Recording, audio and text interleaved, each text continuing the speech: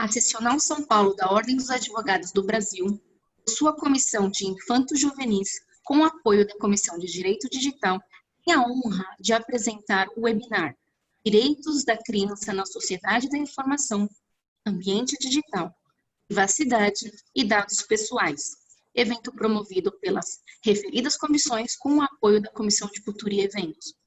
Registramos e agradecemos as ilustres participações de todos. Com a palavra, senhoras e senhores, a doutora Priscila Zogby, membro da Comissão de Infanto-Juvenis. Primeiramente, bom dia a todos, obrigada pela participação. Um minuto para me apresentar, eu sou Priscila, advogada e pesquisadora, mestranda em Direito do Trabalho pela Universidade de São Paulo, possuo LLM em Direito Empresarial pelo Instituto Internacional de Ciências Sociais, graduada em Direito também pela Universidade de São Paulo e membro efetiva da comissão. Temos hoje como palestrantes do webinar de Direitos da Criança na Sociedade da Informação, Ambiente Digital, Privacidade e Dados Pessoais. Temos 3 participantes excelentes, vou começar a falar um pouco do currículo, mas com certeza vai ser pouco. Primeiramente, o Dr. Fernando Eberlin, doutor e mestre em Direito Político e Econômico pela Universidade Presbiteriana Mackenzie, especialista em Direito da Responsabilidade Civil pela Fundação Getúlio Vargas, possui MBA em Ciências do Consumo aplicadas pela Escola Superior de Propaganda e Marketing, é autor do livro Direitos da Criança na Sociedade da Informação, Ambiente Digital, Privacidade e Dados Pessoais. Posteriormente, teremos o Dr. Spencer Seidel, advogado, doutor e mestre em Direito Penal pela Universidade de São Paulo, professor de graduação e pós-graduação em diversas instituições de ensino. É presidente da Comissão de Direito Digital da OAB São Paulo, conselheiro suplente do Comitê Gestor da Internet Brasileira, autor de diversos artigos e livros sobre o direito penal informático, dentre eles o primeiro curso de Direito Penal Informático do Mercado Editorial. Sócio fundador do escritório Seidel e Segre Advogados Associados. Teremos também a advogada Thaís Nascimento Dantas, vice-presidente da Comissão de Direitos Infanto-Juvenis, da Ordem dos Advogados de São Paulo. Conselheira do Conselho Nacional dos Direitos da Criança e do Adolescente, graduada em Direito pela Universidade de São Paulo, onde integrou o Grupo de Estudos em Direito e Sexualidade.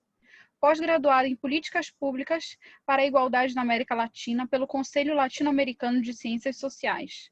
Também é bolsista do Master in Global Rule of Law and Constitutional Democracy da Universidade de Gênova. Por favor, agora a palavra para o Dr. Fernando.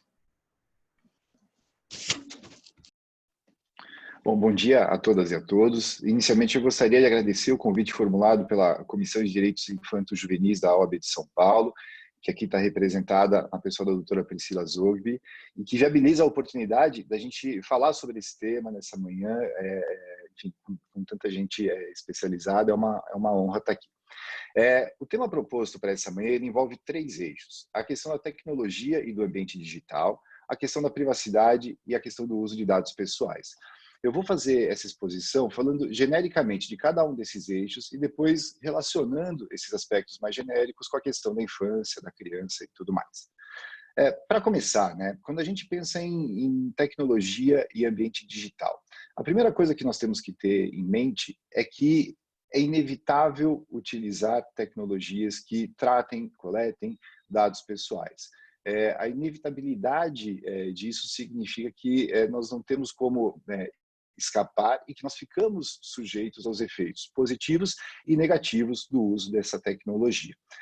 O lado bom disso tudo, nós estamos vivendo agora, é que em situações extremas, por exemplo, essa pandemia que a gente está passando, nós encontramos vários meios de nos conectarmos, de falarmos e de utilizarmos produtos e serviços cada vez melhores. Mas existe um lado ruim disso tudo, e principalmente da tecnologia que coleta dados, que é o fato de nós estar cada vez mais vigiados, o que permite uma exposição muito grande das nossas informações, das nossas preferências, daquilo que a gente gosta, daquilo que a gente não gosta, e o que eventualmente permite algum tipo de manipulação. Esse ambiente digital todo, ele é muito presente na nossa vida, mas ele é presente na vida das crianças desde que elas nascem. E cada vez mais existem dispositivos que nós nem imaginamos, ou eu pelo menos nem imaginava há pouco tempo atrás, que podem coletar toda espécie de dado pessoal de criança. Para dar um exemplo para vocês, há algum tempo eu tomei conhecimento de que tem uma empresa, uma dessas startups, que está desenvolvendo uma fralda inteligente, né? A ideia é que a fralda possua algum componente químico que consiga reagir com o xixi da criança e aquilo vai gerar uma cor, uma substância, num QR Code dentro da fralda que é escaneado pelo celular e que armazena a informação sobre os dados da urina da criança. Então você pode ir acompanhando se a criança está bem hidratada ou não, eventualmente vai recomendar levar para um pediatra para tratar. Enfim, se a fralda da criança já pode trazer informações e dados a respeito dela, imaginem os brinquedos, os jogos, os aplicativos e tudo mais. Então esse ambiente tecnológico, ele existe, ele é inevitável e ele tem essas consequências. O segundo eixo, o eixo da privacidade, né? Eu gostaria de destacar 3 aspectos gerais. O primeiro deles é que privacidade é um conceito contextual e temporal. Então, privacidade muda muito de acordo com a cultura em que se vive, o tempo em que se vive. Hoje em dia, nós somos muito mais, como que eu vou dizer, muito mais abertos a expor informações da nossa vida pessoal, especialmente em redes sociais, e isso faz parte, de um certo modo, do nosso processo de socialização. Muita coisa que hoje é exposta nas redes sociais, há, sei lá, 30 anos atrás, seria considerada informação privada, né? Então, existe uma mudança em relação a esse tipo de ideia. Isso significa que a privacidade deixou de existir? Porque muita gente diz, é o fim da privacidade, somos vigiados o tempo todo. Não, a privacidade é um direito que persiste, que sempre vai existir, o que acontece é que ele muda um pouco, ele vai se reconfigurando de tempos em tempos. Ainda no eixo da privacidade, um segundo aspecto que tem muito a ver com ela é que existe uma certa pressão social para que as informações pessoais sejam expostas. Então, o uso, por exemplo, de redes sociais e de certas tecnologias acaba se tornando uma ferramenta quase que obrigatória e necessária para que a gente participe de processos de socialização. Isso no universo infantil também é muito forte e a gente pode observar agora no período de pandemia que isso vem ganhando mais força ainda, né? As crianças, elas precisam se ver conectadas, elas precisam conversar com os seus pares e muitas vezes elas usam os meios tecnológicos para isso. Os jogos são ferramentas muito importantes para a socialização também, porque as crianças jogam juntas, conectadas, mas com isso vem junto uma espécie de uma pressão para que a gente exponha cada vez mais a informação pessoal. E aí vem o terceiro aspecto que eu queria destacar no eixo da privacidade, que é a questão da criança e a noção de privacidade que a criança tem, que é muito diferente daquela noção de privacidade do adulto. A criança, ela não percorreu o caminho que o adulto percorreu, ela não tem o mesmo conhecimento, a mesma bagagem e a mesma experiência. Então, ela não conhece os perigos e os danos que podem decorrer da exposição excessiva das suas informações. E, além disso, a vulnerabilidade da criança, a condição da criança pode facilitar em relação a ela aqueles mecanismos de pressão social para que se exponham cada vez mais dados pessoais. Então é preciso pensar em maneiras para que se controle o uso das informações das crianças e também para que a criança possa ser educada a compreender melhor a questão da privacidade e do ambiente digital. Indo para o terceiro eixo, e ainda naquela abordagem genérica, sem entrar especificamente na questão das crianças e da infância, e aqui eu entro no eixo dos dados pessoais, eu também queria destacar 3 aspectos que são importantes. O primeiro deles é uma espécie de uma visão positiva sobre a questão dos dados, né? Muitas vezes a gente olha para isso e pensa, poxa, coleta de dados pessoais, tratamento de dados, isso vai expor a privacidade, isso é uma coisa negativa, mas a verdade é que os dados pessoais possuem uma espécie de função social. Eu gosto de chamar assim, né? Os dados, quando são bem trabalhados, eles permitem conhecer o comportamento humano de uma forma que nunca existiu. A tecnologia hoje, a quantidade de dados que existe, permite conhecer muito bem o ser humano, as suas tendências, as suas preferências, as suas necessidades, e isso permite desenvolver produtos e serviços cada vez melhores, cada vez mais eficientes. E o dado pessoal, quando bem utilizado, pode sim trazer muitos benefícios, não só para os adultos, mas também para as crianças. Então, a gente precisa ter essa noção de que tratamento de dados pessoais não é necessariamente uma coisa ruim, que só vai beneficiar uma empresa que desenvolve um produto, um serviço. Isso pode ter um impacto social muito forte, muito positivo.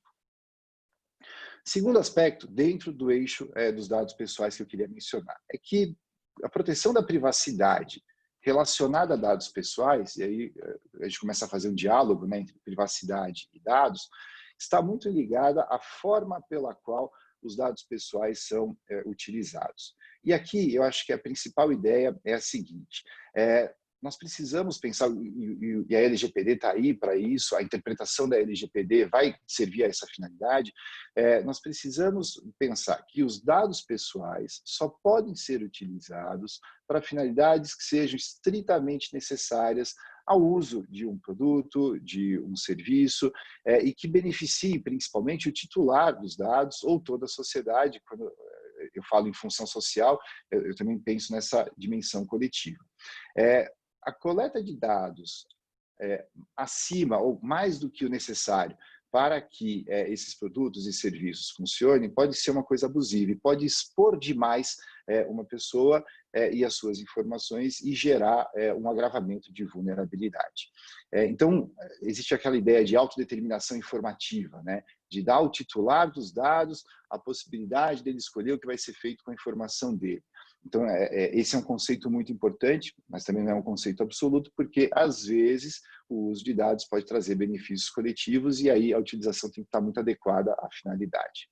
Então, esse é o segundo aspecto. E o terceiro aspecto, no eixo de dados pessoais, tem a ver com os dados de crianças, né? E aqui é para expor um pouquinho a opção da LGPD em relação ao tratamento de dados pessoais de crianças. Lá no artigo 14, a LGPD acabou seguindo o modelo do COPPA, do Children's Online Privacy Protection Act, lá da década de 90 dos Estados Unidos, e que também apareceu no Regulamento Europeu de Proteção de Dados. O que diz essa regra? Que para tratar dados pessoais de crianças é necessário obter o consentimento dos pais ou dos responsáveis legais. A LGPD incorporou essa regra para o tratamento de dados pessoais de crianças, ou seja, pessoas até os 12 anos de idade. E deixou ali um buraco em relação ao tratamento de dados pessoais de adolescentes, porque não fica muito claro se precisa ou não do consentimento dos pais. E, por outro lado, o adolescente também não pode sozinho manifestar o seu consentimento, porque a gente tem as regras do direito civil, não podemos esquecer disso. Enfim, ficou um buraco aí que nós vamos precisar preencher com a aplicação da LGPD. Mas o que eu gostaria de chamar a atenção em relação a isso é que talvez, o modelo da LGPD, que copia o regulamento europeu, que copia o COPPA lá dos Estados Unidos, não seja o mais adequado hoje em dia para a questão do tratamento de dados de crianças. Porque o que ele acaba fazendo é transferir para os pais toda a responsabilidade pelo tratamento de dados pessoais de crianças. Na prática, é mais ou menos isso o que ocorre. Você legitima o tratamento de dados por parte, por exemplo, de uma empresa que fabrica um jogo, presta algum serviço voltado ao público infantil, no consentimento que é otorgado pelos pais, que muitas vezes não é aquele consentimento adequado, refletido, informado e tudo mais. Então, esse é um ponto importante que eu acho que vale a pena a gente debater aqui. Bom, essa é uma visão geral em relação a esses três eixos. Como que isso tudo se relaciona com o universo das crianças, com o universo infantil, né? A primeira coisa que eu queria colocar para a gente fazer essa relação é que a noção de infância que nós temos hoje é bastante particular, é bastante diferente daquela noção de 30 anos atrás. Desde a Convenção das Nações Unidas sobre os Direitos da Criança, aqui no Brasil, o Estatuto da Criança e do Adolescente e várias outras leis nesse sentido, a criança passou a ser reconhecida como sujeito de direitos, e não só como objeto de proteção. E quando a gente pensa nos direitos da criança, a gente tem que lembrar dos 3 P's, os famosos 3 P's. Os direitos de proteção, e esse nós conhecemos muito bem, a legislação brasileira ela tem um caráter protetivo muito forte com os vulneráveis e com as crianças também, mas nós também temos os P's de provisão e de participação. Né? Então, a criança ela tem os direitos de provisão, de participação e de proteção. Como que eu enxergo esses direitos dentro do ambiente digital, dentro da sociedade da informação? Bom, os direitos de proteção é mais ou menos fácil. Eu tenho que proteger a privacidade da criança, buscar mecanismos que evitem coleta de dados, colocar alguns atores que sejam responsáveis por cuidar disso, como os pais, os educadores, as empresas, enfim, não há muita dificuldade de enxergar isso. Os direitos de provisão e de participação, eles colocam um desafio um pouco maior, porque eles estão querendo, de uma certa forma, dizer que a criança deve ter acesso a ferramentas digitais para que ela possa participar de certos processos, como socialização, aprendizagem, que vão ajudar no seu desenvolvimento. Então, é preciso assegurar que a criança tenha acesso aos instrumentos digitais e, mais do que isso, que ela possa usar esses instrumentos, essa tecnologia, com alguma autonomia, que ela seja preparada para usar isso com alguma autonomia. O segundo aspecto relacionado às crianças no ambiente digital, elas são nativas dentro desse ambiente.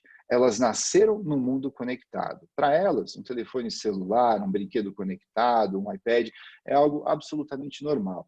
No meu caso, eu tive que aprender a lidar com isso e eu acho que até hoje eu não sei lidar 100% com tudo, porque eu fico perdido em um monte de coisa. Mas eu tenho 2 filhas pequenas que, com a maior naturalidade, pegam um telefone celular, um assistente de voz e começam a conversar, jogar, fazer. Parece que a criança sai da barriga da mãe sabendo apertar o play de um dispositivo, porque sempre que ela aperta, aquilo funciona, aquilo interage. Né? E as crianças chegam até a visão de que coisas que não interagem estão quebradas. Eu acho isso muito interessante. A minha filha menor, ela fica na frente da televisão, às vezes encostando e mexendo, como se fosse uma tela de um celular. E ela fica revoltada, literalmente, porque aquilo não funciona, não reage. Como que uma tela só transmite imagens, né? É uma coisa que quase gera indignação. Elas nasceram nesse mundo, elas estão acostumadas com esse mundo e, às vezes, muito mais acostumadas do que os adultos. Existem situações em que a criança tem um conhecimento, às vezes, melhor da tecnologia do que o próprio pai ou do que a própria mãe. E isso é relativamente normal. Né? Isso traz algumas reflexões. Né? Primeiro, a criança conhece a tecnologia, ela é nativa nesse mundo, mas isso não quer dizer que ela possa fazer tudo sozinha ou que ela tenha discernimento para fazer tudo sozinha. A criança ela é vulnerável e ela vai estar mais exposta. Então, o lado ruim da tecnologia, aquele que eu comentei lá atrás, a exposição, da manipulação e tudo mais, também vai ter um efeito mais forte sobre essa população. Então, nós precisamos pensar que, além dessas ferramentas que eu já mencionei e tudo mais, é preciso existir alguns agentes responsáveis por proteger as crianças. E aqui eu vou fazer uma crítica ao consentimento parental. Eu não acredito que sejam apenas os pais os responsáveis por proteger os direitos e os interesses da criança em relação ao tratamento de dados. Né? Às vezes eles não têm o mesmo conhecimento tecnológico. Uma empresa que desenvolve um jogo sabe muito mais sobre o jogo, sobre os riscos à privacidade, sobre os efeitos que aquilo pode gerar na criança, do que o pai ou a mãe. Né? Então, quando o consentimento parental joga toda a responsabilidade para as costas dos pais, ele está praticando uma conduta que, na minha visão, é um pouco injusta. Então, não são apenas os pais que conseguirão proteger as crianças nesse ambiente. Um outro aspecto, ainda ligado às crianças, dentro desse ambiente todo, tem a ver com o tal do sharing, que é aquela prática de realizar postagens a respeito de crianças, expondo informações pessoais delas, sem que ela necessariamente saiba ou queira ou tome conhecimento disso. Então, é aquela situação em que terceiros, normalmente os pais, às vezes os colégios, as escolas, colocam nas redes sociais, por exemplo, informações, fotografias, informações sobre viagens, quem são os amigos, o que está fazendo, a respeito dessas crianças. Existem situações, e isso tem um pouco a ver com aquela ideia de pressão social para a gente expor as informações e tudo mais, né? De pais que criam redes sociais para os filhos logo que eles nascem. Então, existe lá o Instagram do bebê. E aí o pai ou a mãe vão lá e alimentam aquilo com fotografias e tal para um determinado círculo, e isso tudo vai criando um rastro digital a respeito dessa pessoa. E essa pessoa, essa criança, hoje, daqui a 10, 15 anos, pode se tornar um adulto que vai ter a vida 100% rastreada digitalmente. E lá na frente, quando alguém conseguir, se alguém puder fazer isso, né, cruzar todas essas bases de dados, esse alguém vai ter um portfólio de informações muito rico a respeito dessa pessoa.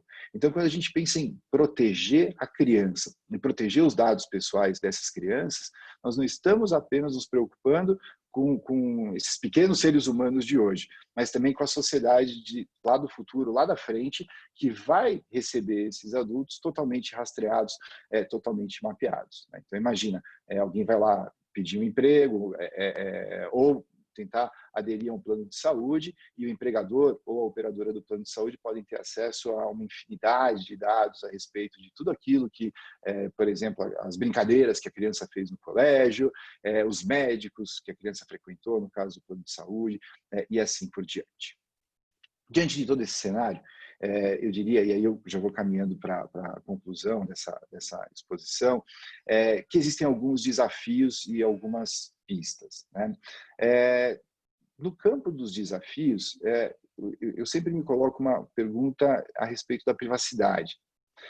Eu acho que o grande desafio é fazer uma releitura da privacidade adequada à sociedade da informação. E a pergunta mais concreta em relação às crianças é: as crianças têm algum direito à privacidade? Qual é a medida do direito à privacidade das crianças dentro desse ambiente digital? A criança sempre foi muito vigiada pelos pais, pelos educadores, você tem que saber o que ela está fazendo, como as coisas funcionam e tudo mais, mas hoje os mecanismos de vigilância são muito mais ostensivos, são muito mais fortes. Né? Eu li um estudo uma vez que explica que as crianças, dentro do processo de desenvolvimento, crianças pequenas, né, elas criam relações de amizade com, por exemplo, bichinhos de pelúcia. Então, a criança pequena ela vai lá e confidencia para o bichinho de pelúcia alguma coisa do tipo: o papai e a mamãe são chatos, fizeram isso, não gostei, papapá, papapá. E a criança tem uma certa expectativa de que ela está contando para o bichinho de pelúcia que aquilo é um segredo e ela contou aquilo para alguém, ponto. Hoje, o bichinho de pelúcia é conectado e o papai e a mamãe podem estar ouvindo aquela conversa da criança. Que tipo de impacto isso vai ter no desenvolvimento dessa pessoa? Será que nós não estamos extrapolando uma linha da privacidade da criança? Qual é o direito que a criança tem em relação a isso? Essa é uma reflexão importante que nós precisamos fazer. Segunda reflexão no campo do desafio diz respeito à maturidade das crianças. Eu comentei antes que as crianças são nativas digitais e algumas sabem mais do que os próprios pais, né, a respeito de tecnologia e como se proteger e tudo mais. Será que a criança, que já demonstra algum tipo de maturidade, poderia ter também algum tipo de autonomia para tomar decisões em relação aos seus dados pessoais, por exemplo, a autorizar o tratamento ou não, a trocar o tratamento de dados pelo acesso a um jogo, a um brinquedo, alguma coisa assim? Então, essa é uma outra pergunta que fica aí no ar. Né? Qual deve ser o comportamento dos pais em relação ao uso da tecnologia por parte das crianças? Qual é a melhor estratégia? É restringir o uso? Então, esse negócio de jogo é muito perigoso, não joga mais, acabou, a gente simplesmente não deixa. Ou permitir que se faça, mas tentar entender, colocar limites e auxiliar. Aqui nós temos que lembrar daquela necessidade de equilíbrio dos direitos de proteção com os direitos de provisão e de participação. Né? Proibir pode parecer proteger a criança, mas se você proíbe em excesso, você está privando ela dos direitos de participação e de provisão. E também vem uma outra pergunta sobre o papel dos educadores, das empresas e do Estado nesse caminho todo.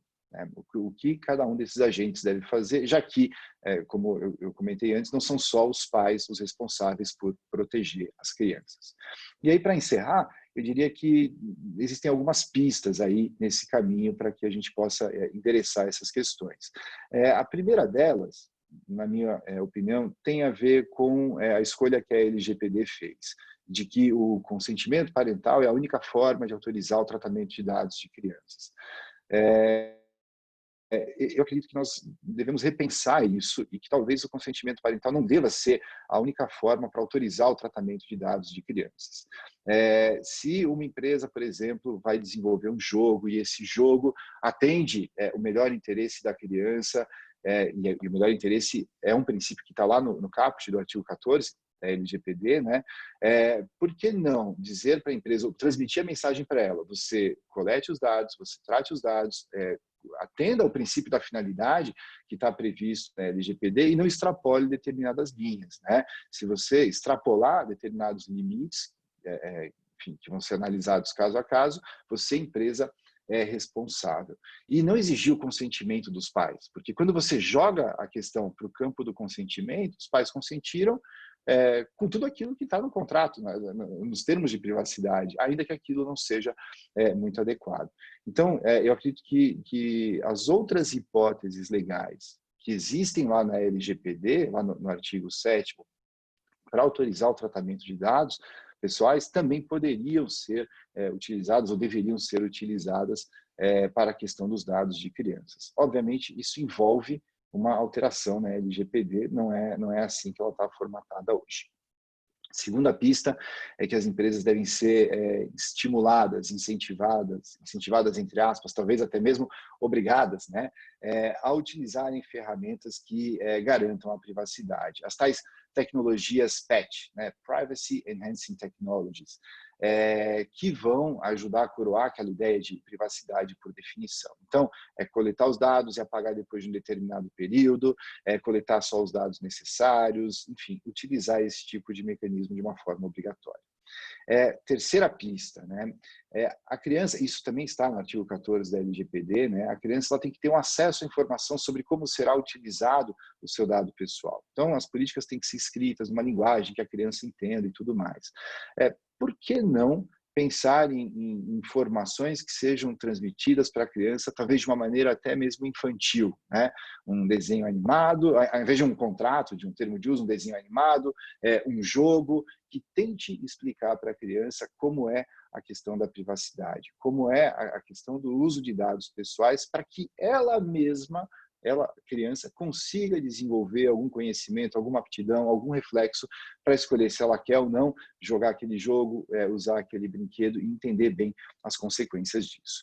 E uma última pista é que isso envolve, né, um assunto que foi, entre aspas, esquecido pela LGPD, né, é que devem existir alguns direitos fundamentais, alguns direitos subjetivos para assegurar os interesses das crianças em relação a dados pessoais. E um desses direitos, que não está claro na LGPD, é o direito ao esquecimento, né? Lá no Regulamento Europeu de Proteção de Dados, tem um dispositivo que diz que quando a pessoa chega na vida adulta, ela pode exigir que aqueles operadores, aquelas empresas que trataram dados pessoais que foram coletados durante a infância, apaguem essa informação, né? É o tal do direito ao esquecimento. Isso não existe na LGPD. A gente criou um direito ao apagamento de informações que sejam excessivas ou abusivas, quer dizer, existe um critério aí subjetivo. O direito ao esquecimento seria uma ferramenta muito importante para que a criança, até mesmo quando chegue na vida adulta, possa determinar que aquelas informações que foram tratadas, que foram coletadas, sejam apagadas. Basicamente, essas eram aí as reflexões iniciais que eu queria compartilhar com vocês e eu estou aqui à disposição para a gente seguir nos debates a respeito desse tema. E já temos uma pergunta, na verdade duas, porque eu tenho uma pessoal. Mas a Vanessa Pereira perguntou: Professor, o senhor não acha que seria interessante começar a educar as crianças a partir do ensino médio fundamental em matéria específica ao direito digital? Os perigos cibernéticos, informações de dados sensíveis pessoais. Eu acho que o senhor estava falando sobre isso na última pista. Por favor.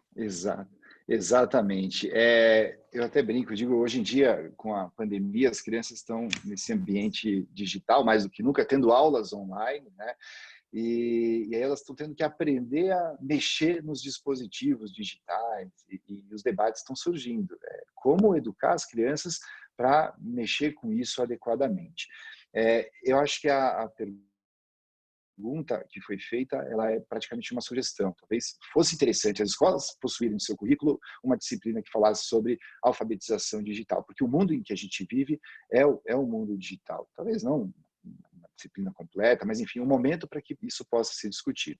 Só um ponto que é importante, né? A alfabetização digital não significa saber mexer nos dispositivos. Então, legal, tem que saber mexer no jogo, saber mexer no telefone celular. Não é isso. Isso as crianças aprendem a fazer sozinhas, porque tudo é muito instintivo.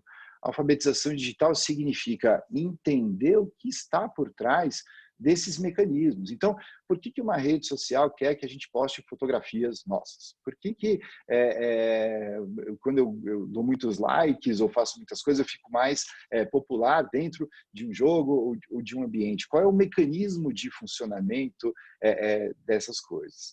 Seria isso, utilizar, fazer a educação para que a criança também consiga entender de alguma forma os mecanismos que estão por trás desses aparelhos. E a outra pergunta que eu tenho para o senhor dividiu a sua apresentação, a última parte, em pistas. E na penúltima pista que o senhor nos deu, que eu adorei essa forma de divisão da sua apresentação, é sobre, em relação caso a criança apresente maturidade, e aí essa apresentação de maturidade afastaria o consentimento parental. Como o senhor sugere que seria essa forma de medir essa maturidade? É muito caso a caso, é difícil medir, porque você não pode fazer um controle de todas as crianças que existem, não existe um padrão, né? Cada criança tem o seu próprio desenvolvimento. Os pais, eles vão acompanhar muito isso, existem certos jogos que são voltados para um público, como é que eu vou dizer, infantil, que está lá na primeira infância, de fato, e aí precisa obrigatoriamente, pelo menos, de uma assistência dos pais. Existem outros jogos, outros brinquedos que estão voltados para crianças que já estão lá na pré-adolescência, que possuem uma maturidade. Então, se a gente fosse dividir em faixas, eu diria mais ou menos assim, olha, até os 5, 6 anos, não tem jeito, precisa do auxílio dos pais. Então, talvez aí, não sei se a questão é de consentimento, de suporte, mas os pais têm que estar envolvidos. Dos 12 para cima, o adolescente já consegue entender os perigos, se manifestar. Acho que aí a gente pode dizer, já existe uma maturidade para tomar determinadas decisões. A grande dificuldade fica nessa faixa intermediária, dos 5, 6 até os 12 anos. Como que a gente faz? Eu acho que é muito caso a caso. Tem que entender, o pai ele tem que observar, ele tem que ver como é a criança, e aí, dependendo da situação, ela vai escolher ou não. É uma coisa, Priscila, que eu acho que faltou colocar, e talvez possa ficar mais claro, é o seguinte: a gente fala em consentimento parental, em consentimento para tratamento de dados pessoais e tudo mais, mas a gente precisa refletir sobre o consentimento, né? O consentimento, será que não é um instituto que está um pouco em xeque nos dias de hoje? Porque quem lê políticas de privacidade antes de consentir? Ninguém. A gente concorda com isso. Eu costumo brincar lá com os alunos, eu digo, eu não leio nem os contratos que eu escrevo, vou ler os contratos que os outros escrevem, né? Então, eu acho que o desafio é a gente tirar um pouco essa ideia de consentimento da vala comum, reservar isso para situações em que isso de fato seja necessário. Então, vamos entender qual é o impacto que a coleta desse dado vai ter na vida da criança. É um impacto muito forte?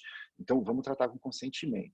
Olha, não é um impacto muito forte. Eu vou coletar o dado, ele vai ficar aqui armazenado por 6 meses, depois ele é apagado, ou ele é anonimizado naquele conceito das tecnologias que valorizam a privacidade, e aí eu trato o dado anônimo e pronto, eu não tenho problema. Nesse caso, a gente não precisa falar em consentimento, a gente pode falar em informação. Então, eu melhoro a qualidade da informação para a criança, para que ela entenda os perigos que efetivamente existem ali, e aí ela tome a decisão que não vai ser manifestada como um consentimento num contrato. Ela toma a decisão, por exemplo, de jogar ou não jogar o jogo, de usar ou não usar o brinquedo. E assim ela vai se desenvolvendo no ambiente digital. Então, a ideia é um pouquinho por ali. Até porque a criança e o adolescente não podem validamente manifestar o consentimento, né? A gente tem esse pequeno problema para enfrentar. Então, seguimos para a palestra do professor Seidel, por gentileza.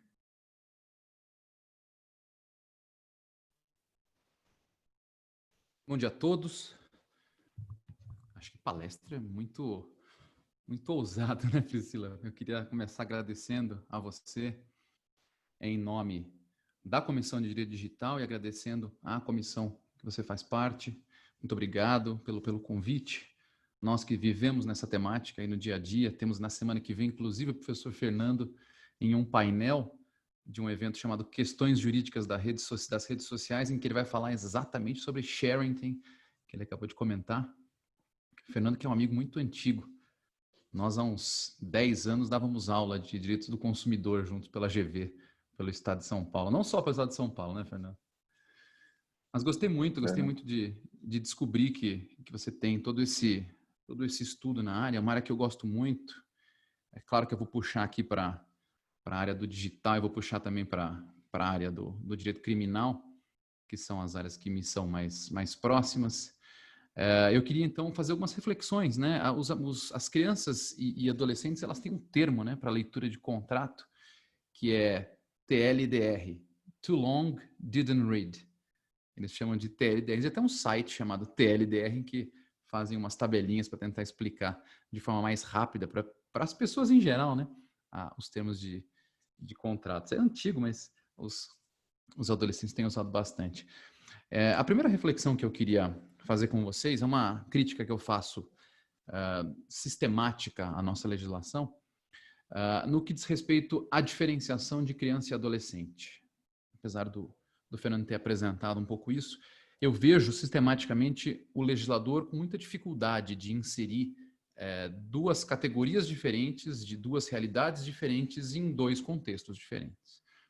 Então, a gente identifica a questão da criança e adolescente colocadas numa quantidade de regras no Estatuto da Criança e Adolescente que não fazem sentido. A lógica da maioridade penal não faz muito sentido. A proteção do vulnerável, né, pensando na criança, adolescente vulnerável do Código Penal, mesmo depois da reforma, muito posterior ao ECA, não faz sentido. Não se tem nem a lógica dos 12 incompletos, nem a lógica dos 14 incompletos. O Código Penal criou essa lógica. Então, menor de 14 é vulnerável, 14 em diante não é vulnerável. Por quê? De onde foi retirado isso? E a Lei Geral de Proteção de Dados faz a mesma coisa, né? Ela coloca criança e adolescente como se fosse uma categoria e, dentro da minha concepção, não é uma categoria idêntica e são cuidados totalmente diferentes. Eu não tenho filhos, mas percebo pelos filhos dos meus amigos, as pessoas com as quais eu convivo, que a realidade de uma criança é muito mais atenciosa do que a realidade de um adolescente. A criança quer que você dê atenção a ela, o adolescente não quer que você dê atenção a ele, ou quer cada vez menos até se soltar, né? Então, uma pergunta que eu sempre fico na cabeça, eu acho que é uma pergunta extremamente complexa, seria essa lógica de incompatibilidade que a gente tem no sistema. Ela diz, por exemplo, quando se estuda os direitos da criança e adolescente, que crianças e adolescentes têm um direito de personalidade que inicia com o nascimento com vida.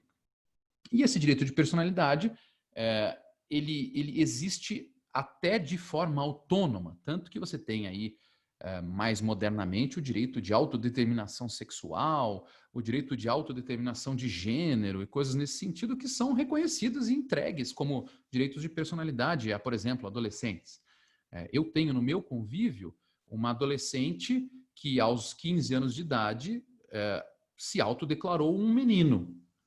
Ela não se sente uma transexual, ela se sente um menino num corpo de mulher. Ela não quer fazer uma cirurgia, né? Ela simplesmente se sente um menino. E realidades como essa, em que direitos de personalidade são, de um lado, entregues para crianças e adolescentes, me fazem fazer a seguinte pergunta.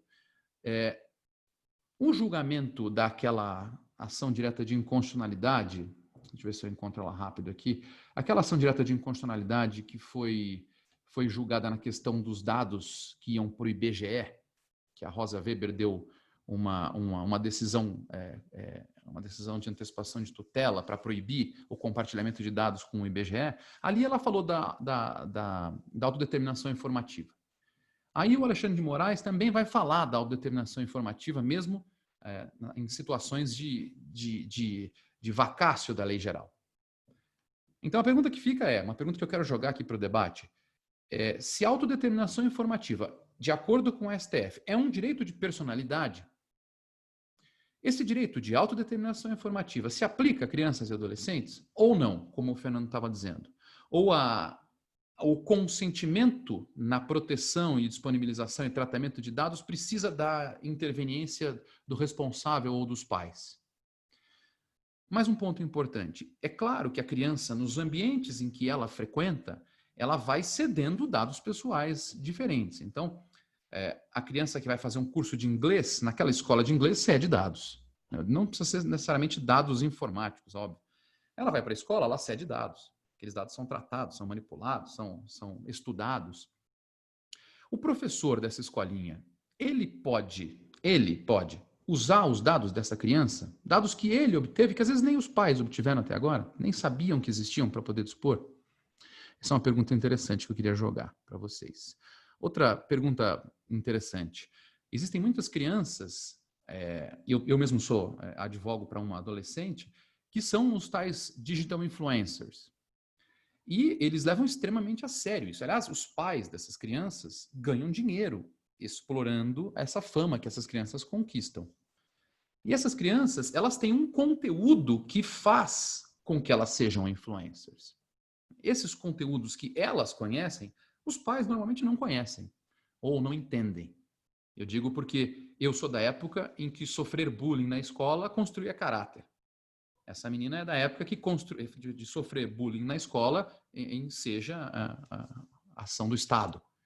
Então, como que a gente faz para lidar a lógica dos dados que são construídos, fornecidos e divulgados para outras crianças e adolescentes em um grupo fechado, como desses influencers? Como é que a gente compatibiliza o que é bom para um grupo de criança e adolescente a partir da decisão de um adulto, que é um público totalmente diferente? E, finalmente, minha última pergunta aqui para a gente provocar a reflexão. Como que a gente faz para compatibilizar direito de proteção de dados de criança e adolescente com perfis falsos de crianças e adolescentes? Essas são as minhas intervenções provocativas para o meu amigo Fernando, que há tempos não via, que descobri que tem 2 filhos. Descobri hoje. Obrigado pela oportunidade.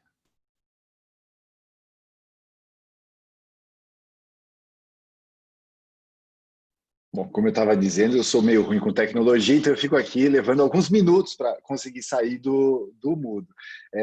Spencer, é um prazer te rever depois de tanto tempo, realmente muito bacana essa oportunidade.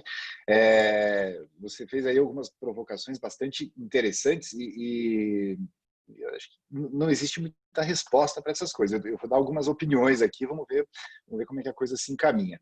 Você falou de autodeterminação informativa, né, como direito de personalidade. A ideia da autodeterminação informativa, ela tem um caráter um pouco individual, né? Eu sou titular dos dados, eu tenho o direito de decidir o que vai ser feito com a minha informação.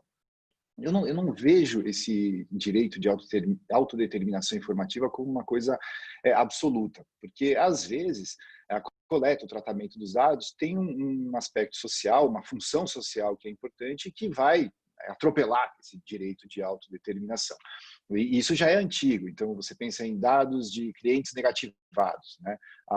O devedor ele não pode ir lá no Serasa e dizer, olha, eu não estou de acordo que o meu dado fique aí na sua base de dados, então, em razão do meu direito de autodeterminação informativa, você deve excluir isso daí. Isso não vai ser feito porque o interesse coletivo vai prevalecer sobre os interesses individuais. No campo das crianças, eu acho que tem uma coisa mais ou menos parecida. A gente tem que achar a medida para equilibrar os interesses individuais das crianças e os interesses coletivos que podem decorrer do tratamento de dados pessoais. Então, conhecer padrões de comportamento de crianças, saber como as crianças crescem, quais são as necessidades, o que elas precisam, onde elas se desenvolvem melhor, onde elas se desenvolvem pior. E isso é importante para preparar o ambiente para as próximas gerações. E aí os dados eles têm uma função social importante e talvez a autodeterminação informativa não deva valer. Então, a gente tem que encontrar as medidas e isso é muito casuístico, é muito complicado, né? Sobre a questão do professor de inglês, de expor os dados dos alunos e colocar... não, ele não pode. As informações ou os dados que um aluno entrega para uma escola, para um curso ou para uma instituição, criança, adulto, seja lá quem for, a utilização desses dados tem que se restringir para aquela finalidade específica que é o curso de inglês, o aprimoramento das aulas e tudo mais. Então, ele não poderia usar. E aí vem algumas discussões que são muito interessantes. Qual é o limite, né? Qual é o limite do interesse legítimo que a escola de inglês, o professor de inglês, o colégio tem para utilizar essa informação? Então, sei lá, a escola fez uma excursão para a fazenda do sítio do Pica-Pau Amarelo. E aí tiraram um monte de fotos das crianças e resolvem publicar aquilo na rede social do colégio. Será que o colégio tem mesmo o direito de fazer isso? Nos casos em que existia essa extrapolação da finalidade, do que é legítimo e tudo mais, precisa haver um consentimento. Aí sim, porque você passou a linha da finalidade dos dados. Nas outras situações, aí tudo bem. Aí o colégio ele usa para cumprir o contrato, para prestar o serviço dele e tudo mais. A história dos digital influencers eu acho extremamente interessante, porque quando a criança se torna uma digital influencer, ela está se desenvolvendo também, ela está desenvolvendo a personalidade dela, a autonomia dela, e como você colocou, Spencer, de uma forma muito interessante, ela tem conteúdo que os pais não têm, então ela tem alguma coisa que ela quer ir lá e quer compartilhar e quer fazer. Então, a gente não pode dizer, a gente não pode ligar automaticamente o digital influencer está sendo explorado pelos pais. Não, ele está lá, ele está se desenvolvendo, ele gosta daquilo e aquilo faz parte do novo processo de socialização das crianças. É assim. Agora, tem que se encontrar o limite aí para que não ocorra esse tipo de exploração, como você mencionou. Então, essa atividade ela tem que ser, de uma certa forma, valorizada, mas a gente não pode esquecer dos direitos de proteção da criança e tudo mais. E quando houver esse abuso, ele tem que ser coibido, tem que ser contido. Com relação ao último tema, de compatibilizar os direitos de proteção com os perfis fake, eu confesso que eu não entendi muito bem qual é o ponto. Como exatamente essa questão dos perfis fake de criança pode afetar os direitos das crianças? Só porque a gente vai identificar certos perfis e vamos, de repente, identificar dentro desses perfis dados. Quando os perfis forem perfis de criança falsamente construídos, como você vai encontrar a pessoa responsável para tentar trabalhar com a retirada de conteúdo ou a mediação de conteúdo? Porque são dos problemas que a gente tem, né, hoje no direito criminal. Falsos perfis de crianças se fazem passar por crianças, ou se por não são crianças, são adolescentes. Buscam adultos, seduzem adultos, na verdade são adultos, né, num perfil falso de criança, para que o adulto ceda fotografias de pornografia própria, ceda o WhatsApp ou um telefone, para no dia seguinte haver o telefonema de um pai, de uma mãe ou de um policial dizendo: se você não pagar, eu vou contar para todo mundo que você trocou mensagem com a minha filha, com o meu filho, e assim por diante. E existem até casos verdadeiros, especialmente no norte do Brasil, em que pais agenciam filhos ou filhas para efetivamente, aí não é perfil falso, efetivamente participar de troca de dados, inclusive cedendo a própria nudez, para conseguir, então, a partir disso, construir um esquema de extorsão. Nesse sentido que eu quis perguntar. Você tem alguma ideia sobre essa questão? Não, para falar a verdade, eu confesso que é um tema absolutamente novo para mim. Acho que ele está muito no campo aí do direito criminal. É um tema altamente relevante, mas quando você fala em construção de perfil falso, né, talvez ele esteja usando, então, indevidamente dados pessoais de uma criança real que foram obtidos de alguma forma, o que precisa acontecer é rastrear como que esses dados eles foram obtidos, qual foi a fonte que permitiu o vazamento desses dados, porque é ali onde está o problema. E, enfim, você vai ter uma solução no campo do direito penal, e aí eu não sou a pessoa mais apropriada para falar disso, mas no campo da responsabilidade, se houver um vazamento de dados ou uma má gestão da segurança dos dados pessoais por parte da entidade que deveria fazer aquele tratamento, aí ela vai ter uma responsabilidade, sim, uma responsabilidade no campo civil, de indenizar, de tomar medidas para evitar que aquilo ocorra, de reparar os danos que eventualmente forem causados, inclusive esse da extorsão que você mencionou, né? Então, acho que seria mais ou menos por aí.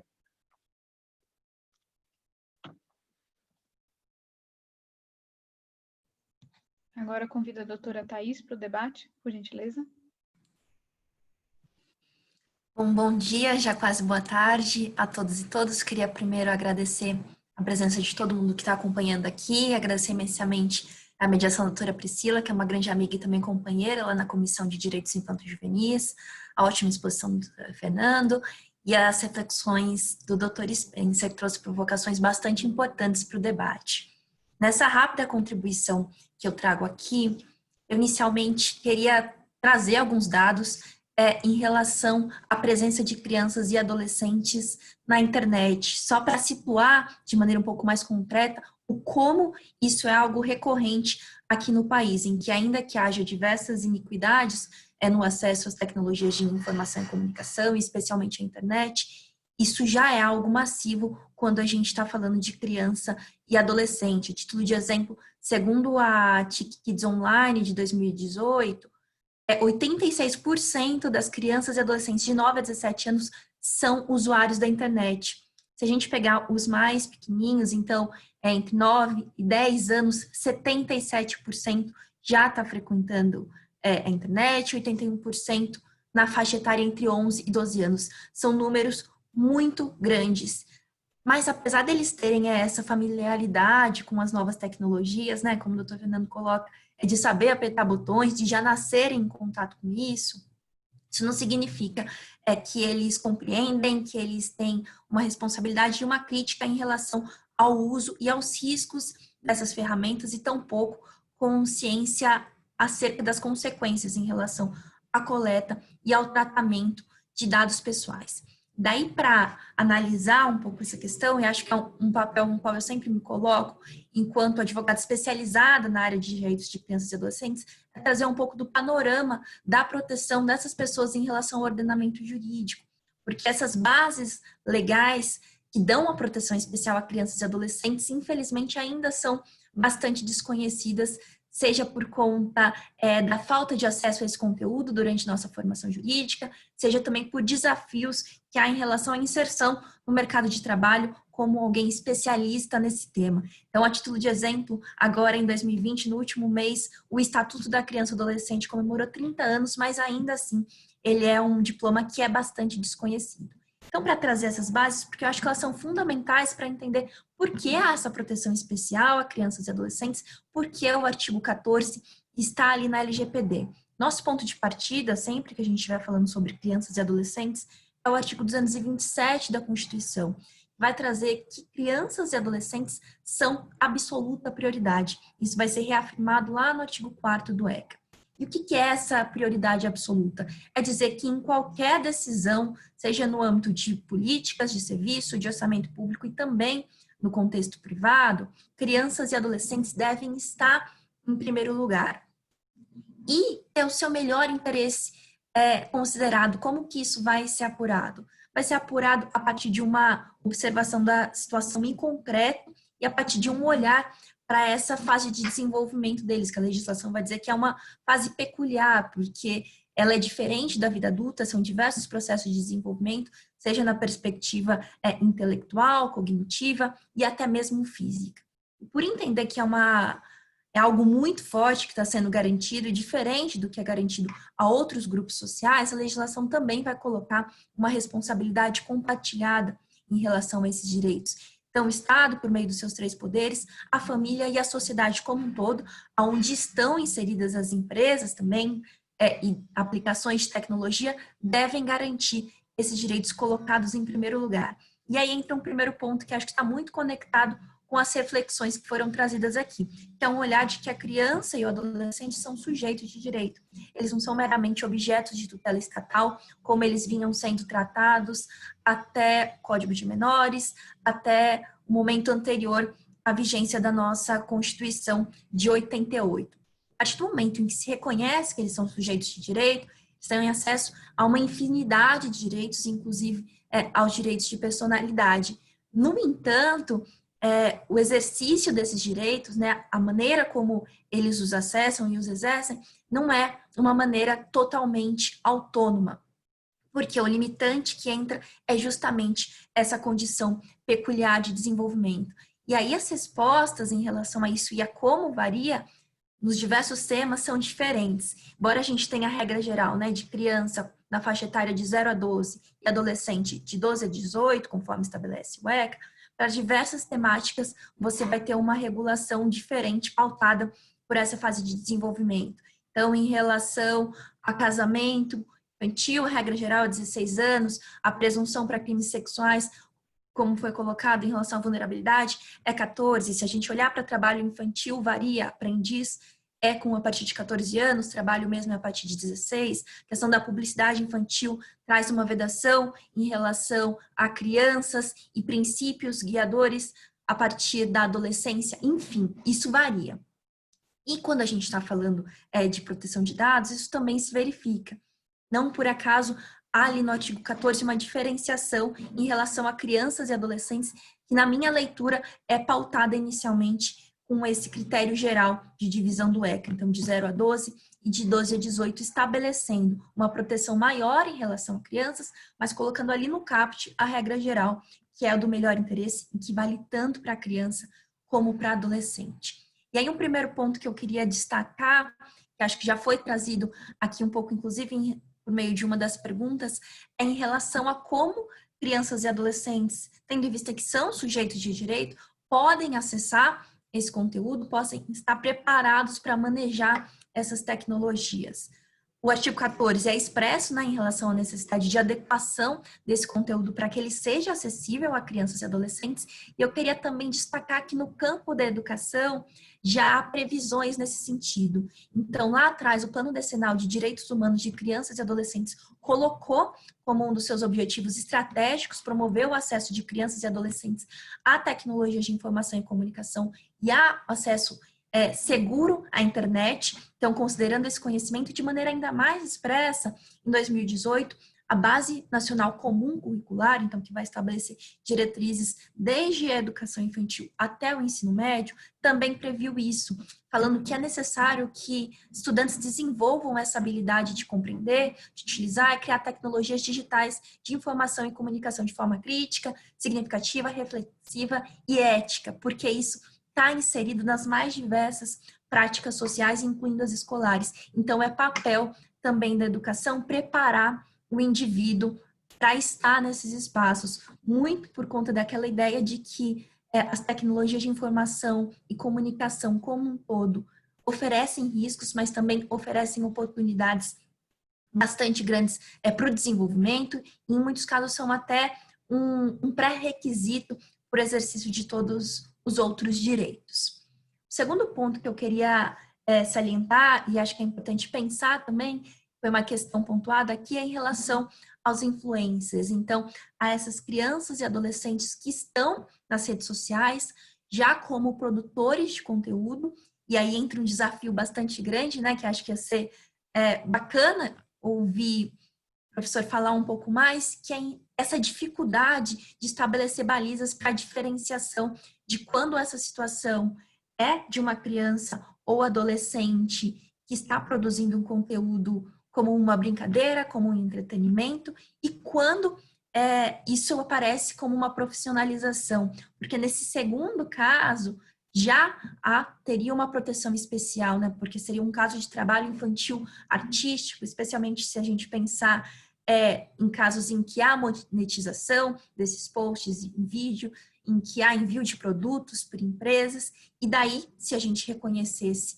como um caso de trabalho infantil artístico, entraria toda aquela proteção específica, que é uma autorização judicial, um monitoramento em relação às horas de trabalho, a desempenho escolar, a acompanhamento psicológico. Então, acho que seria bacana ouvir um pouco mais em relação a esses critérios de diferenciação para a proteção de crianças e adolescentes que estão iniciando, não sei nem se essa é a palavra adequada, mas enfim, uma carreira enquanto influenciadores digitais e como eles podem ser protegidos desde essa perspectiva de trabalho infantil artístico, que é também trabalho. Um outro ponto que eu queria ouvir um pouquinho mais é em relação ao que o Dr. Fernando coloca como a função social do tratamento de dados pessoais. Porque ele ao mesmo tempo em que ele é utilizado para monetização por interesses comerciais, mercadológicos, ele também tem um impacto muito grande em relação ao desenvolvimento do indivíduo. Isso é qualquer faixa etária, especialmente quando a gente está falando de crianças e adolescentes, isso é ainda maior. Então, por exemplo, há diversos estudos que apontam o impacto, nesse caso negativo, do tratamento de dados pessoais no livre desenvolvimento de crianças e adolescentes, muito nessa perspectiva do que passa a ser ofertado a elas e como isso acaba guiando os seus interesses. Se a gente pensar numa presença massiva, seja da internet das coisas, por meio de assistentes digitais, de brinquedos conectados, mas também o uso de tratamento de dados nas ferramentas de educação, isso é uma invasão, digamos assim, bastante grande e que tem o potencial de impactar esse desenvolvimento infantil. Então, queria ouvir um pouquinho mais e qual que é a compreensão desse conceito que é colocado pelo senhor como função social do tratamento de dados pessoais, como isso se opera em relação a crianças e adolescentes. E, por fim, acho que uma coisa que vale pensar, que acho que o professor apontou um risco grande de uma leitura do artigo 14 da LGPD que apontaria que há uma transferência total de responsabilidade para mães e pais em relação ao tratamento ou não de dados. Daí o que eu pergunto, e que acho que é a interpretação que eu venho desenvolvendo, se a partir do momento em que o artigo 14 sinaliza ali no caput que é o melhor interesse o que deve guiar a proteção de dados de crianças e adolescentes, não seria essa menção ao melhor interesse uma remissão direta a esse contexto geral, que é o 227 da Constituição, que é o 4º do ECA, que falam sobre responsabilidade compartilhada. E daí, nesse contexto, não seria possível afirmar que o consentimento está todo nas mãos de mães e pais, como ali no parágrafo 1º. Isso seria para casos específicos, mas a regra geral é que houvesse um ponto de partida, que é essa análise do melhor interesse, que seria feito, inclusive, pelas próprias aplicações. E daí, muito conectado com essa leitura que está presente na LGPD de uma maneira total, que é a necessidade da privacidade por design, que daí isso não seria meramente uma pista, mas, na verdade, algo vinculante que se extrai a partir de uma leitura sistemática do nosso ordenamento jurídico em relação a crianças e adolescentes. Acho que, em linhas gerais, é isso. Espero ter contribuído para o debate. Estou ansiosa para ouvir as reflexões. Bom, doutora Thaís, muito obrigado pelos comentários, pelas reflexões. Eu vou começar pelo final e depois eu vou para o começo, porque é o final que me deixou, como é que eu vou dizer, mais ansioso para falar a respeito. As nossas leis, né?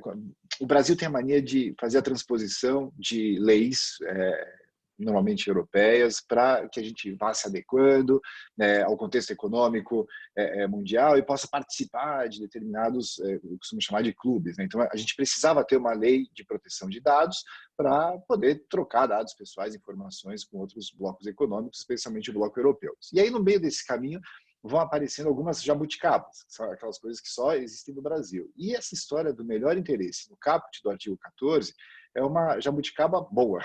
Eu costumo dizer uma coisa bem interessante, bem inovadora e que justamente permite uma interpretação da LGPD um pouco diferente em relação aos dados pessoais de crianças daquelas interpretações que a gente faz do ECA, do COPA e do GDPR, o Regulamento Europeu de Proteção de Dados.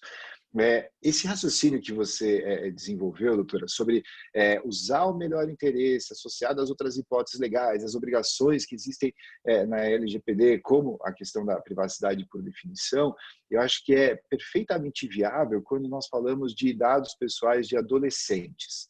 Porque, como foi bem pontuado na sua exposição, o artigo 14, se não me engano, lá no parágrafo 1º, ele fala claramente que para crianças tem que ter o consentimento parental. E aí é onde acontece entre aspas, pisada de bola da LGPD. Se ela tivesse deixado isso um pouco mais aberto, tivesse deixado a ideia de melhor interesse para todas as categorias, crianças, adolescentes e tudo mais, aí a gente poderia talvez falar com um pouco mais de força nessa responsabilidade compartilhada também para o tratamento de dados pessoais de crianças.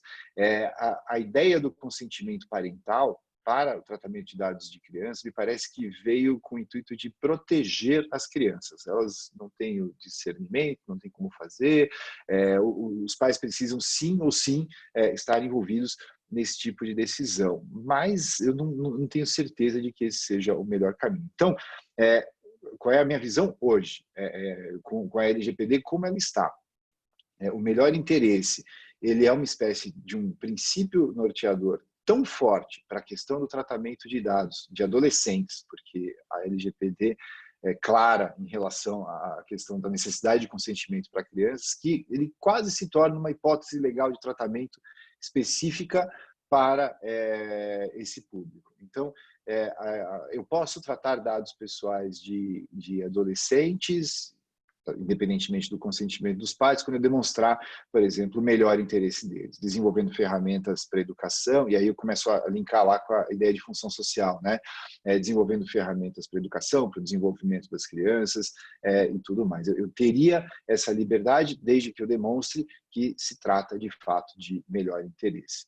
É por isso que eu acredito que deva haver aí uma alteração, uma reflexão sobre a necessidade de consentimento parental para o tratamento de dados de crianças, para dar mais espaço para a questão do melhor interesse e da responsabilidade compartilhada. Eu acho que esse seria o grande ponto. Sobre a função social, eu estou fazendo o caminho inverso aqui, um pouco de propósito, porque eu estou trilhando os caminhos onde eu estou mais seguro, por enquanto, porque pois ali os desafios são grandes nas outras perguntas. Sobre a função social, a ideia ela é a seguinte, tem muitas informações que são coletadas e que se fossem, por exemplo, compartilhadas com outras empresas, com agentes públicos, enfim, com outros atores, poderiam permitir o desenvolvimento de produtos e serviços e políticas públicas melhores, né? E aí aqui eu estou desenvolvendo um pouquinho mais essa ideia, tá? Existe uma discussão em torno dos dados pessoais sobre a propriedade dessa informação, especialmente no âmbito privado, no âmbito das empresas. As empresas elas querem construir todo um sistema contratual que demonstre que os dados pessoais que são coletados da base de consumidores, de clientes deles, são deles. Então, eu tenho essa base é minha propriedade, eu vou monetizar isso vale dinheiro, eu vou cuidar disso, né?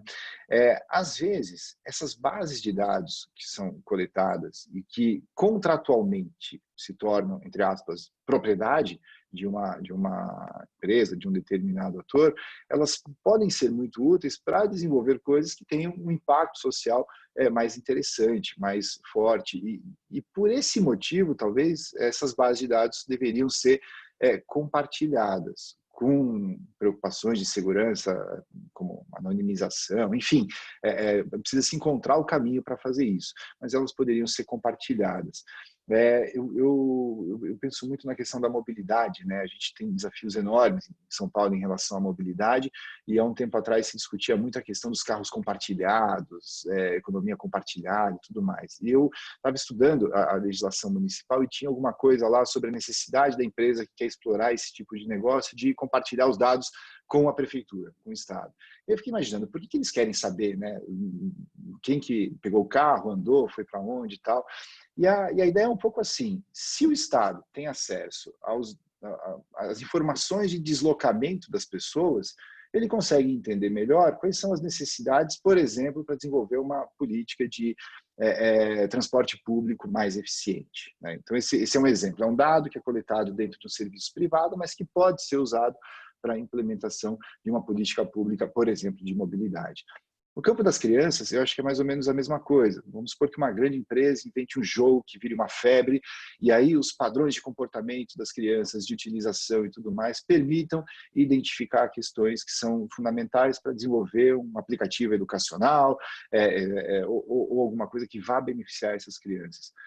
Será que essa base de informação não deveria ser, de alguma forma, disponibilizada, compartilhada, para que esses dados atendam a função social? Essa é uma espécie de reflexão. Então, quando eu penso, eu desenvolvo essa ideia de função social, eu estou falando isso, é tirar um pouquinho esse caráter, essa visão privada de propriedade que existe sobre a questão dos dados pessoais e pensar que eles também têm uma finalidade coletiva bastante importante que precisa ser explorada, mas aí o direito precisa criar os mecanismos que permitam essa exploração e protejam a privacidade e tudo mais, né?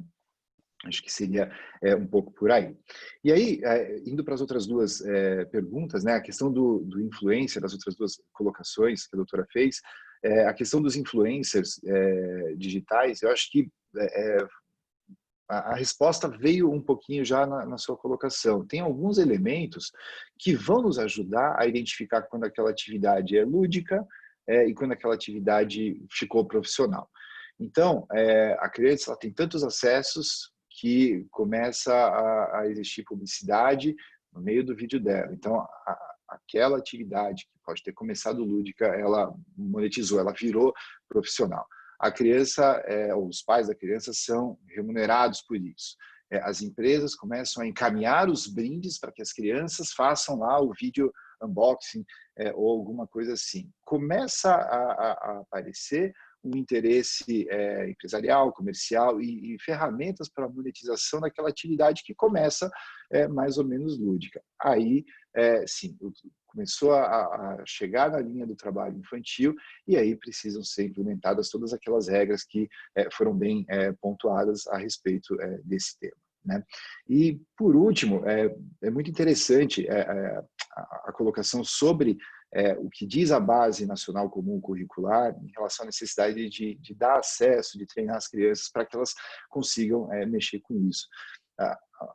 Minha única inquietação e a pergunta que eu faço, isso tem ficado mais evidente agora no período da pandemia, será que as escolas, todas as escolas, estão preparadas realmente para isso, para dar esse acesso? Eu acho que o grande desafio em termos de políticas públicas aqui também é democratizar um pouco mais o acesso aos meios para que as crianças consigam ter essa alfabetização digital, né? Eu acho que esse é um grande desafio que a gente tem para que elas consigam, de fato, exercer esses direitos e se inserir na sociedade da informação da maneira mais adequada. Professor Fernando, eu tenho duas perguntas para o senhor. Claro. A primeira é, esse treinamento, a sua última fala, o treinamento a ser realizado dentro das escolas, sobre esse treinamento, porque nós não sabemos as influências psíquicas e na saúde que essas novas tecnologias estão nos causando. Então, esse treinamento vai ser feito por psicólogos ou por pessoas, como o senhor disse, da nossa idade para crianças, sendo que nós não conhecemos o mundo digital como eles. Como conciliar isso? Como exatamente o professor vai dar aula para um aluno de uma matéria que ele não viveu? Essa é a primeira pergunta que eu tenho para o senhor. A segunda é como essa pandemia que estamos vivendo, então, a maior inclusão das aulas online, essa nova situação, esse novo cenário, ele fez o senhor repensar o direito à privacidade e em que sentido? Ele chegou a alterar alguma afirmação do senhor ou não? Reiterou? E sim, qual? Seriam essas duas perguntas, por gentileza. Claro. Vamos lá, né? Sobre a questão do treinamento. Esse é um grande desafio. Eu acho que o papel do educador, ou de quem se propõe a trabalhar com a alfabetização digital, é mergulhar nesse mundo e, de fato, fazer todo o esforço para compreender como ele funciona. É verdade, nós não nascemos nesse mundo, nós tivemos que aprender a lidar com ele, mas muitas pessoas que exploram a economia digital também, como nós, não nasceram nesse mundo, aprenderam a lidar com ela e estão aí trabalhando e utilizando e explorando isso. Então, a saída ela é um pouco, olha, o professor, ou o educador, ou quem for se responsabilizar com isso, também precisa ser alfabetizado em primeiro lugar. Então, a alfabetização digital das crianças passa pela alfabetização digital dos adultos. Os pais, os educadores precisam entender como funciona esse mundo digital, como funciona a economia digital. Acho que esse é um grande ponto, para daí sim conseguir transmitir o conhecimento necessário para as crianças. As crianças, elas sabem usar as coisas. Elas sabem usar porque é instintivo, porque é fácil, porque é legal. E aí, quando é um produto, um serviço que ajuda ela a se desenvolver, é super interessante, porque você vê a criança dando um salto no seu desenvolvimento, é bacana, é uma oportunidade que nós não tivemos e que elas têm, então isso tem que ser utilizado. Mas elas não conseguem compreender os outros mecanismos que existem e que exigem o cuidado com a privacidade e com os dados pessoais. Então, eu acho que a resposta não tem como uma criança dar aula para outra criança sobre esse assunto. A gente tem primeiro que fazer a alfabetização digital dos educadores e dos pais, e aí, no segundo momento, passar a fazer a alfabetização digital das crianças. Se não, vai ser aquela coisa, né, do professor que não entende muito bem do assunto, explicando para o aluno como usar um negócio que o aluno sabe mais do que o professor é o que está sendo explicado. Então, realmente, tem que ter essa primeira etapa. Eu acho que é isso. E ainda em relação ao treinamento, vou insistir nessa questão, Claro. porque a ressignificação da criança, ela tem mais ou menos de 200 anos. Como que ela foi de número de trabalhadores, né? Quando você queria ter mais filhos como mão de obra, para uma pessoa a ser analisada tanto psicologicamente, para depois sujeito de direitos, enfim. Ela é muito nova. E esse treinamento que deve ser realizado, como que eu vou linkar essas duas informações? Essa criança, ela vai demorar 15 anos para virar um adulto. Como é que nós podemos prever as tecnologias daqui a 15 anos? Porque, assim, eu crio o Facebook, aí depois já sei que tem Instagram. Aí criei o Instagram, aí agora surgiu o TikTok. Aí daqui a pouco eu não consigo acompanhar. Como é que a gente vai fazer esse treinamento, que tem que ser educativo, para as novas tecnologias que nós não fazemos ideia de como que vão ser? É essa. Eu acredito, Priscila, que é impossível a gente prever a tecnologia que vai existir daqui a 5 anos já, porque a velocidade das coisas é muito grande.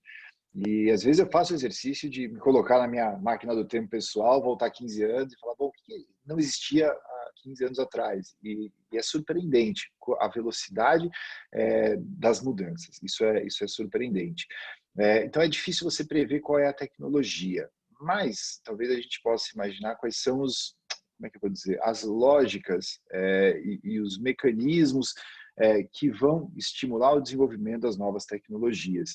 Então, o que se objetiva com o desenvolvimento de uma rede social? Para que serve, no final das contas, uma rede social? Quando eu paro para pensar nisso, né, o que leva alguém a postar o que comeu no café da manhã numa rede social? Por que isso é importante para a rede social? O que está por trás disso? E a motivação ela é mais ou menos fácil de responder. Existe um modelo econômico que está brigando pela atenção dos consumidores e que quer ter mais informações para depois fazer publicidade, que é uma coisa super antiga, e vender um determinado produto ou um determinado serviço. Então, talvez a tecnologia ela mude muito rápido, mas talvez a lógica de funcionamento das coisas tenha algum tipo de padrão. E o desafio esteja aí, entender qual é a lógica, qual é o objetivo do desenvolvimento de novas tecnologias, o que elas querem trazer. Elas querem fomentar a venda de produtos e serviços, elas querem criar uma determinada política pública numa área, enfim, entender o que está motivando o desenvolvimento dessas novas tecnologias. E aí o que vai vir, como usar e tal, isso realmente é imprevisível e surpreendente, e eu acho que isso é bom também, é legal, é um privilégio a gente estar vivo na época em que isso tudo está acontecendo, né? Sobre a pandemia, a pandemia ela acabou reforçando aquela percepção que eu já vinha desenvolvendo durante a pesquisa do doutorado, especificamente, de que as tecnologias têm um lado bom, principalmente as tecnologias mais interativas, os tablets, os celulares e tudo mais. Como pai de duas meninas, né, eu sempre fiquei muito preocupado com o uso disso tudo e, no primeiro momento, o reflexo era não vai usar nada até chegar aos 10 anos. Pronto. E se eu mantivesse essa mesma lógica, minhas filhas não estariam fazendo aulas hoje em dia, porque elas precisam disso para utilizar. E aí, quando você começa a estudar, ver e tal, você vê, olha, pode ser bom o uso disso. E quando a gente entra no contexto da pandemia, não é que pode ser bom o uso disso. O uso dessa tecnologia é absolutamente necessário, porque senão as crianças vão ficar em casa, isoladas com suas famílias, sem ter nenhuma outra visão do que está acontecendo no mundo. Então, essas tecnologias permitem algum tipo de interação, de socialização, de jogos, de aulas, de aprendizagem. Todo mundo está aprendendo com isso.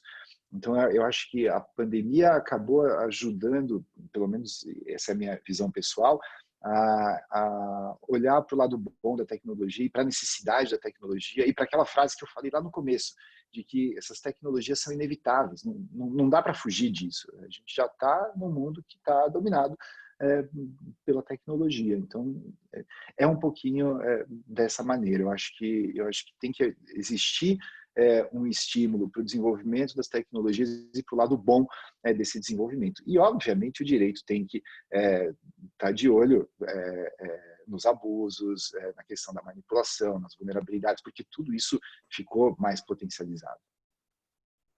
Acredito que a nossa área, principalmente, ela engessa muito. Então, tem que ser uma legislação que venha mais principiológica, em geral, por causa dessa imprevisão que nós temos. Exato. Exato. E aí você vê o problema da regra o eterno debate de regras e princípios, né? A LGPD acertou demais quando colocou o princípio do melhor interesse no caput. E aí repete a regra do consentimento parental no parágrafo 1º e mata, de um certo modo, o melhor interesse. Então, eu concordo totalmente com a tua afirmação. Tem que ser uma coisa mais principiológica e tem que existir essa liberdade para preencher os princípios e adaptar. As normas principiológicas nos ajudam a fazer uma adaptação mais rápida em relação a esses novos cenários. Tem a questão da segurança jurídica, claro, mas eu acho que nós estamos aprendendo a lidar com as normas principiológicas, né?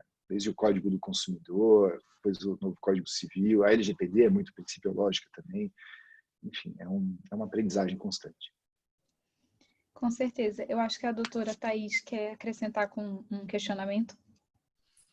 Só para adicionar um questionamento a partir dessa parte final, né, do debate de vocês, em relação à importância de ter diversos dispositivos principiológicos na LGPD, daí os desafios para interpretação, né? Ela fixa ali a criação da Autoridade Nacional de Proteção de Dados, que acho que vai ser decisiva para que efetivamente ela seja aplicável e dê bases um pouco mais dinâmicas e, ao mesmo tempo, mais assertivas para essa interpretação.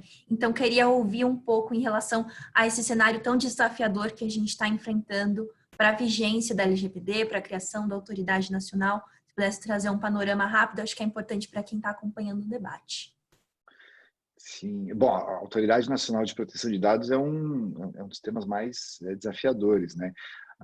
Um dos objetivos da LGPD é de integrar o Brasil num contexto econômico, na economia digital. A ideia é essa. E um dos passos para que a gente consiga chegar lá é ser reconhecido, principalmente pelo Bloco Europeu, como um local seguro para proteção de dados pessoais. Ter a tal da decisão de adequação, se não me engano, o termo é esse. E um dos requisitos para que a gente seja reconhecido dessa maneira é ter não uma autoridade nacional, mas uma espécie de uma agência que cuide da questão da proteção dos dados. E quando você estuda a proteção de dados pessoais, você aprende que essa agência tem que ser totalmente independente do Estado, das empresas, ela tem que ter autonomia técnica, ela tem que ter a capacidade de fiscalizar e de orientar todos os atores que coletam e tratam dados pessoais.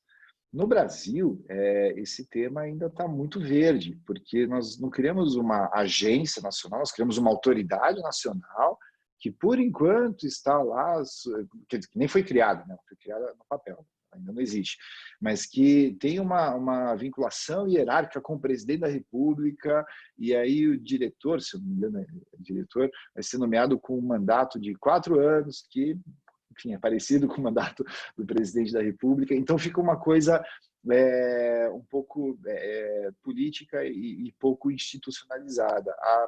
A NPD vai ter que mudar um pouquinho para que ela consiga exercer o papel dela da forma que tem que ser exercido. E mudar um pouquinho significa pensar numa estrutura que seja independente, eu acho que agência e não autoridade, já começa mudando um pouco o nome, né? E que seja totalmente independente, desvinculada, inclusive do Estado. O Estado coleta muitos dados, muitas informações, e enfim, por aí. Uma última pergunta minha. Doutor Fernando, não fique bravo comigo. O Regulamento Europeu 679, ele é de 2016.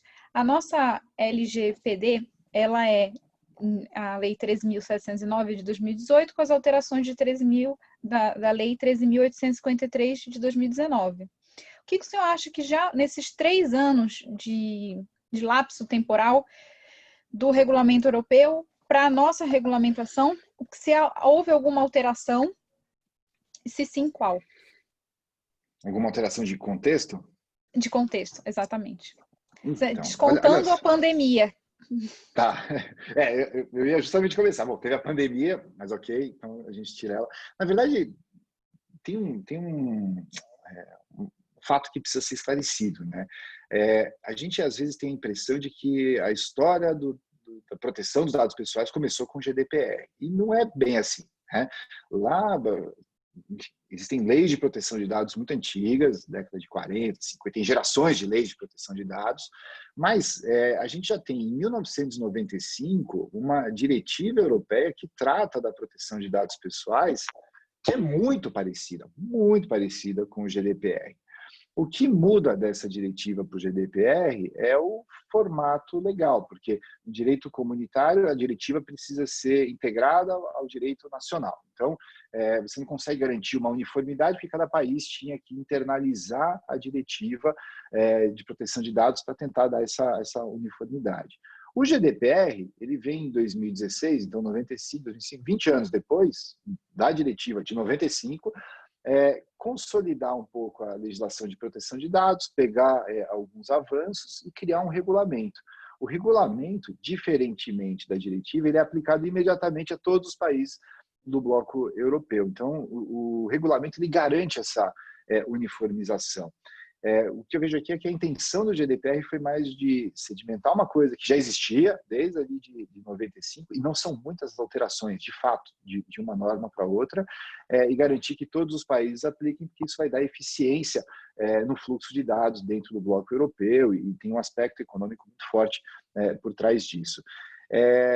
Se entre 95 e 2016, a diretiva e o GDPR já não ocorreram muitas alterações, que justificasse uma grande mudança e tudo mais, eu acho que de 2016 a 2018, de 2018 a 2020, também não acontecem muitas alterações que justifiquem alterações profundas na LGPD ou até mesmo no regulamento europeu. Até porque essas normas são muito principiológicas, né? Então, elas permitem essa adaptação pela simples aplicação da norma, a releitura de alguns conceitos e tudo mais.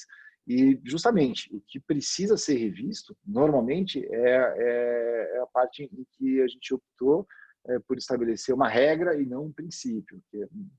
Aqui eu estou advogando em favor de mudar o parágrafo 1º que fala do consentimento parental, né? Então, seria um item para ser alterado. Eu não enxergo tantas mudanças assim. Eu acho que, especificamente no nosso tema, eu vejo a necessidade de alteração da LGPD, mas não é uma coisa nova, né? Uma coisa que já nasceu junto com a LGPD, em 2 aspectos, que é a questão do consentimento parental e do direito ao esquecimento. Isso, né, olhando especificamente para o nosso tema. Eu acho que tá no mudo, doutora Priscila. Tá vendo? Sou da geração que ainda se confunde. Ótimo. Mais uma para o time. Perdão, doutor. Perdão. Surgiu uma pergunta da Vanessa Pereira, é sobre a agência. Se a agência teria mais ou menos estrutura do que a ABIN, agência em relação ao controle previsto na LGPD. ABIN? Eu acredito que seja essa agência que ela estava se referindo. Eu confesso que eu acho que não entendi bem a pergunta. Eu não consigo fazer a comparação. Vanessa, se você estiver escutando, você quer refazer a pergunta? Vou esperar uns... Tá. A ideia é que a agência, enfim, a gente chamou de autoridade, mas o órgão que faça esse controle em relação aos dados pessoais, ele tem uma estrutura que pode ser muito complexa ou muito enxuta, mas que seja principalmente independente. Um dos grandes problemas para criar como é que eu vou dizer, a agência da forma que ela tem que ser, é a questão de custo. O Estado não tem dinheiro para investir nisso. Então, criou-se uma coisa extremamente simples, ali, um mecanismo, inclusive transitório, extremamente simples. Eu acho que o desafio é encontrar alguma coisa que possa ser criada com os recursos que o país tem para isso, que não precisa ser, talvez, nem muito complexo, não precisa ser uma estrutura muito grande, mas que seja uma estrutura independente. Eu acho que é um pouco por aí. Muito obrigada, doutor Fernando. Acredito que as perguntas foram encerradas. Eu gostaria de agradecer a sua participação, a participação da doutora Thais, uma grande amiga minha, a participação do doutor Spencer, que acredito que já teve que sair, e a de todos os participantes que estiveram presentes nesse debate. Muito obrigada. É isso. Obrigado. Obrigado, eu agradeço a oportunidade mais uma vez. Enfim, eu fico à disposição para continuar esse debate depois em outras ocasiões. Muito obrigada mais uma vez também pela presença, doutor Fernando, pela meditação, Priscila. E a doutora Spencer.